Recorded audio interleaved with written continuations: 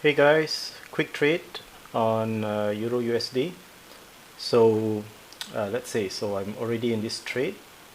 I have two small micro lots here, and so far price is in my favor.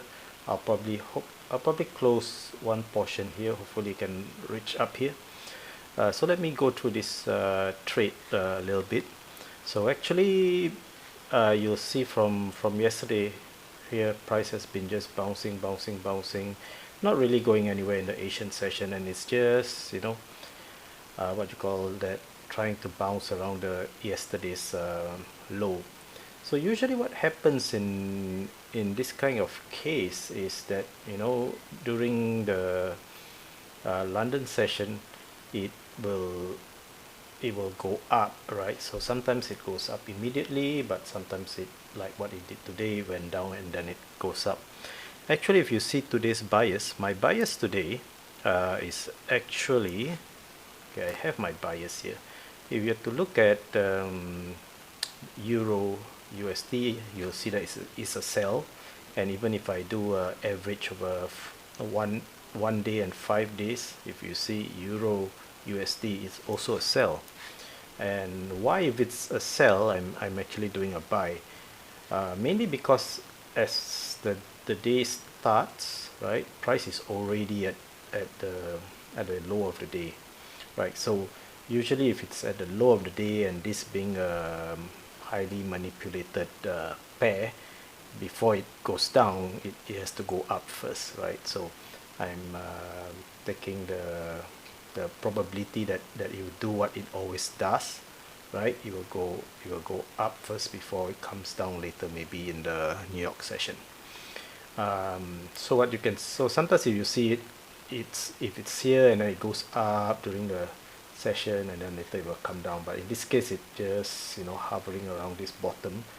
I usually think that it will go down and then it go up first. So actually, this is not my only trade today. I actually had already one loss and one small win. Let me show you.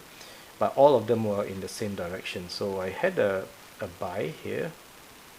Let me just zoom in so you guys can see it. So I actually put a buy here, and I put my stop loss maybe a bit too tight, right? So I got stopped out, and then price went down over here. I saw that in fact, why did I do another buy here? Because I had this on my